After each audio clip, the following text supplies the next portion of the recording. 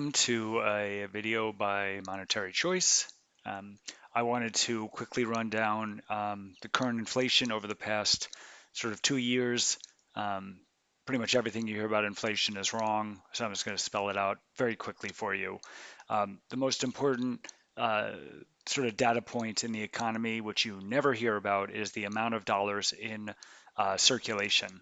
I call it the quantity of dollars. It's called, I'll show you, this is M3 for United States from the St. Louis Federal Reserve. And you can see here, this is 2020, January 2020, the amount of dollars in circulation was about 15 trillion. This is trillions of dollars. And then 2 years later, the amount of dollars in circulation was about 21.6 trillion. So this is inflation. Inflation means an increase in the quantity of money. And when the quantity of money increases, usually prices increase at the same pace. So inflation is really simple. So basically, as I noted, 15.4, 21.6. So we've got 15.4 trillions of dollars here. And on the upper left, I don't know if you can see my cursor.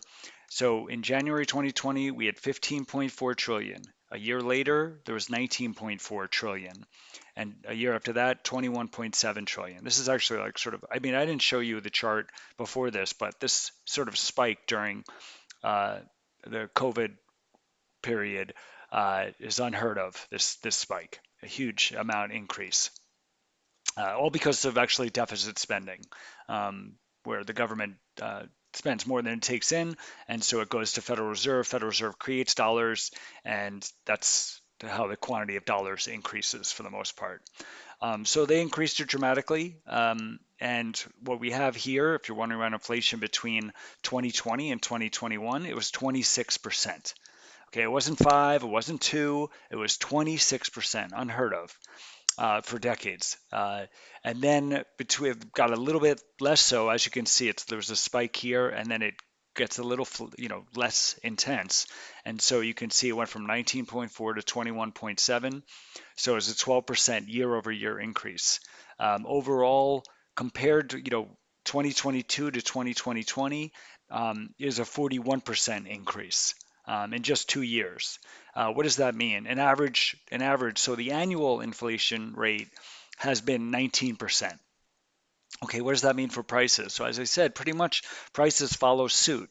Um, so you just have to trust me on that. That's just how it works. So what do you have here? You have $8. Like let's just say a sandwich cost $8 in 2020. Basically, it's going to go up 26% in 2021 and another 12% in 2022. So after 2 years, you're looking at a price is 11.25. And what's the reason for that? Why did the price go up? Because the value of the money went down. Okay, there used to be $15 trillion in circulation in 2020. Now there are $22 trillion in circulation. So that extra money bids up prices. It's just like imagine you're at an auction and someone shows up with 6 trillion extra dollars. Well, they're going to outbid everybody and they're going to lead to higher prices for everything that's bid on. And that's essentially how it works in the economy. So you have more dollars bidding on the same amount of goods, and so the prices go up. And so just to keep it simple, you just look at the increase in the quantity of dollars, and that's what you should expect. The prices will increase. So basically, let's just look, I don't know, gas. Let's say it was $3. So you're looking at 2 years later, 4.22. I mean, at this point, we're already almost done with 2023. So I'm not showing that, but I just want to I don't know, just look at a 2 year period.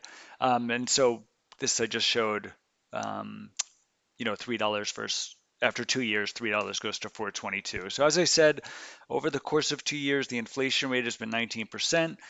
One thing we're not taking into consideration is, on the left side here, we have the quantity of dollars, which you might call in economics the supply of something. But then there's the demand. And so, the United States of America and the 50 states, people are basically using dollars, and a lot of countries do use dollars. So there's a demand for dollars. So that gives value to them. People want them. But there's also less sort of industries using it. I mean, you have the sort of the sanctions against Russia, and so they're not, as far as I know, they're not using dollars in a lot of their transactions for oil or for other natural resources. So, excuse me, so that means the less, like the demand for dollars has gone down. So what you're looking at is that the price of something would go from 3 to 422. The price really is probably higher because dollars are being used less.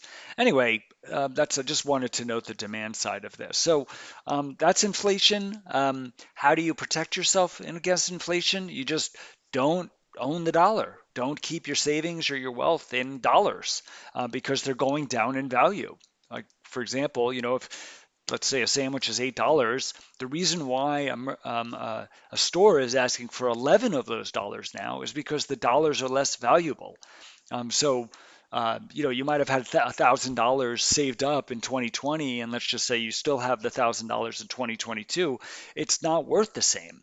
So you lost value. Your investment in the dollar, and everything's an investment. You can't not have an investment. You placed, your money into the dollar, and now it buys less. And maybe if you would sort of put your money into, I don't know, anything, a mutual fund, gold, silver, anything, but the dollar, you might have done better. So I hope this is helpful. Let's go over that, you know, compared to 2 years ago, the quantity of dollars went up 40%, so you can expect prices to go up versus 2 years ago to be 41%. Now, there is kind of a lag. I mean, when they increase the quantity of dollars, it's not instantaneous. I mean, it can be with gasoline, natural resources. They show price increases. The quickest, but eventually everything in general will be 41% more than it was versus 2 years ago. I hope this is helpful. Please visit my website, monetarychoice.org. It's just about sort of encouraging people to be able to have the freedom or to take the initiative to use other commodities, other things as money, not just the dollar, because as you can see, the quantity of it fluctuates dramatically.